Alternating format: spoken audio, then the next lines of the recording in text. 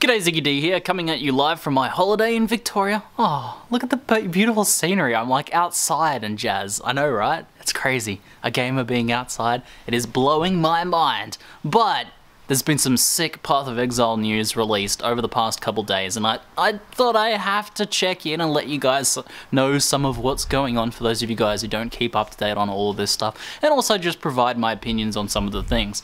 The first thing is that sometime today they're going to be releasing the passive skill tree. This is super early compared to last time. We usually get it like a day or two before the patch actually drops, so we've got like a full week to prepare for the for the new patch with our skill tree planning. So that is really sick. Obviously, we now have a chance to plan out our builds, plan out our old builds, and most importantly, perhaps for me, I get a chance to go through a bunch of my old builds and replan out passive trees.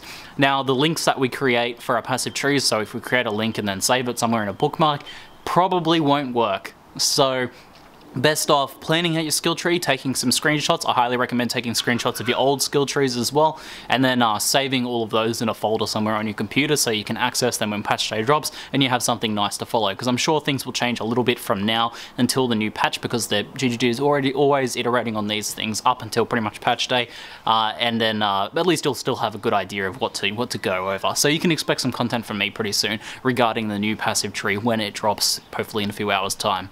Now, the other two pieces of news were that ZiggyD released a Diamond supporter newsletter this week that had a bunch of information from the patch, and the Garena server also got its sort of shorter versions of its current patch, which includes some of the 1.2 patch notes. So we can get a bit of an idea of what's coming in 1.2 based on the Garena patch notes translation. So I'll go over a few of the things that have come through from there. The first thing is Crown of Eyes. This was talked about in the Diamond supporter newsletter, and Crown of Eyes has been, a hot topic for a while now. It's considered to be one of the most powerful uniques in Path of Exile. It's obviously one of the most expensive as well. Well, Crown of Eyes is indeed being nerfed, but it's being nerfed in a way that there won't be a legacy version of Crown of Eyes. Legacy items in general are another really hot topic in Path of Exile. Some people really like legacy items. I personally don't mind legacy items. I find it adds a nice sense of history to Path of Exile, and since I don't play in standard all that much, I don't really sort of get any negative aspects from legacy items myself, but I can completely understand that a lot of people really dislike the idea of legacy items, these unattainable items that a lot of people will never really be able to get, and that they have, various impacts on the economy and things like that. So Crown of Eyes is being nerfed in its functionality rather than changing things on the actual item itself. So when this happens, they can apply this retroactively to all Crown of Eyes across the board.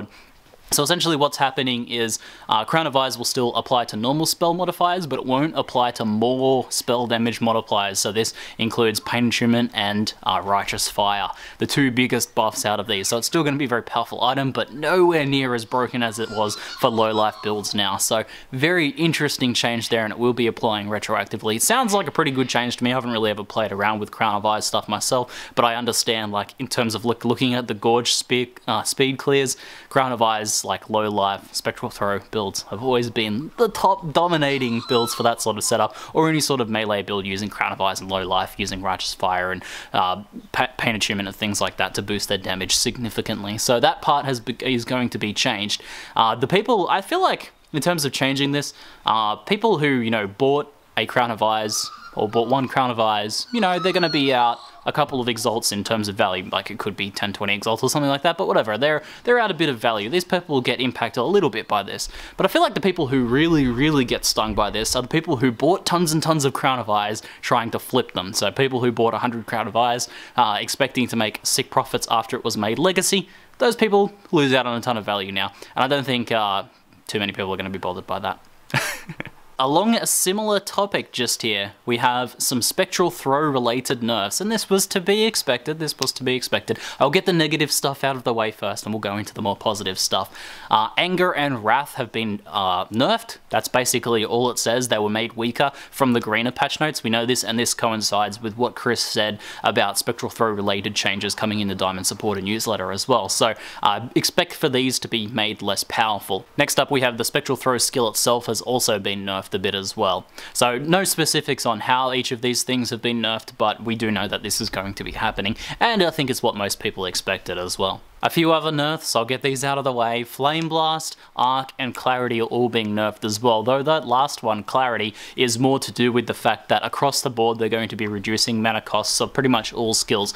They said that there's been a mana rebalancing, a mana cost rebalancing, and pretty much all skills are being affected by this, so a Clarity nerf sort of makes sense when you take into account that. It could affect people running high-level Arctic armors, though you can still run a relatively high-level Arctic armor just with Discipline without even using Clarity, so I still expect it'll be quite possible to get, you know, your level 22 or level 24 or whatever Arctic armor running with your Clarity, Discipline, Eldritch Battery combo set up, especially if there's some other changes that have happened across the board as well. But the basic of this is that people using Clarity just to support their skills won't need to run as high a level Clarity, or they'll need to run the same level Clarity with it being nerfed a little bit because of the reduced mana costs of skills in general. So now let's start going into some of the more positive and interesting changes. Firstly, Ice Spear is being buffed. I'm sure lots of people will be pleased to see that happening. Again, no word on actually what the buffs are, but there'll be some attention paid to Ice Spear. And then Ball Lightning will be buffed. This one's kind of interesting because Ball Lightning is considered by the general population to be very weak. However, I don't actually think it is that weak. I've seen a few people play it, and most notably recently RiseQT played a fairly unoptimized Ball Lightning character using some of his ideas, and the character was really good, and it's actually his plan to move into the next season using a Ball Lightning character because he thinks it's a very powerful skill. So any sort of buffs to this skill are going to see it become a very dominant sort of skill. So I'm hoping it's just a very, very slight buff, just to draw attention to Ball Lightning and make people think about it more, because it was kind of a skill that was added. People played around with it for 5 minutes, or, you know, tried a few different things, didn't really work, so they kind of forgot about it and said it was really bad. But the skill had that power lying there, it just wasn't really getting very much attention. So just a slight buff is enough to make people pay a lot of attention to it, and that might be all it needs, and hopefully that's all that's coming through for that. Now here's a really interesting change, and one I like quite a lot. Curse on hit is being changed so that it has a 100% chance to apply curses, but based on the level will affect the effectiveness of the curse. So it starts off at minus 10% or something effectiveness at level 1, and then when you get up to level 20 it actually ends up being positive curse effectiveness. Now the quality bonus is still the same, so you get another 10% that way, meaning that you can get a decent amount of extra curse effectiveness with a high level curse on hit. But that 100% application is really, really good. Recently I played a Ball Lightning character using curse on hit. Sorry, it was an EK character using Ball Lightning GMP to spread curse on hit, and I really like the way this worked, even with like the 40-ish something % chance to apply curse on hit. Making that up to 100% is mean that it's going to be very easy to curse enemies using a lot of different skills, not just Ball Lightning. Ball Lightning was the best because it hit many, many times, making the low chance to apply the curse on hit not really much of an issue.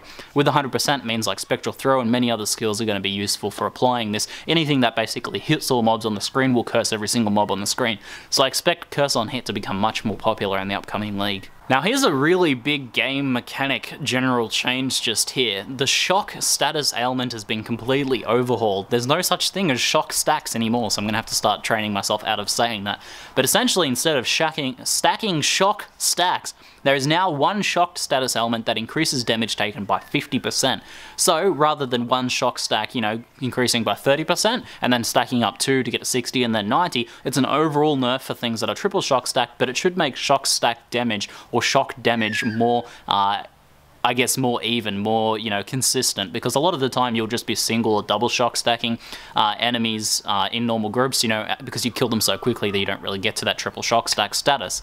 And the fact that it's been buffed up to 50% means that you should kill them a little bit faster, but the high-end potential of shocking is much, you know, much lower. So a very big and very interesting change. The one really noticeable thing to remember about this as well is that the shocked ground status ailment from both Vile Lightning Trap and just from map mods as well is going to become much more dangerous.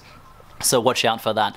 I don't really know what to make of this change other than that, but it seems like mostly it's going to be much more consistent status element, but not quite as powerful up the top end for like triple shock stacking, you know, builds designed to do that for a party and things like that. That sort of thing will be weakened a little bit. Now there's heaps more stuff, and I'll put some links in the description below for you guys if you want to read through a lot of the little details, but the one thing I wanted to end on was a big positive note for me: bow buffs! Oh yes! So bows are getting the trifecta of buffs buffs. They're getting passive skill tree overhaul, they're getting flat buffs to the base bow items, and they're getting bow skill buffs. The bow skill buffs so far have been said to be base damage increases across a lot of the bows, and even crit chance increases across some of the other bows as well. So both crit bow builds and normal bow builds are going to become much more powerful, or much more viable as well now. So these are fantastic changes, and in addition to the mana reduction as well is going to be a really big deal for bow builds, because bow builds were pretty much like most other builds, but more so because of the expense of the skills,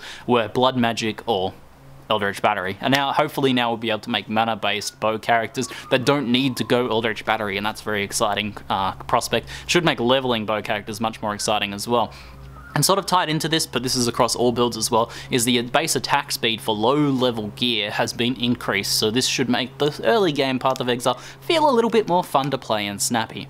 So overall, very, very cool stuff. I was already pretty hyped for this patch, but now reading about some of the specifics that are sort of starting to be leaked out and teased about, even more excited. So very, very excited. Anyway, I'll catch you guys for the passive skill tree lookouts and analysis soon. Let me know what you think about any of these changes. I'm ZiggyD, and thanks for watching.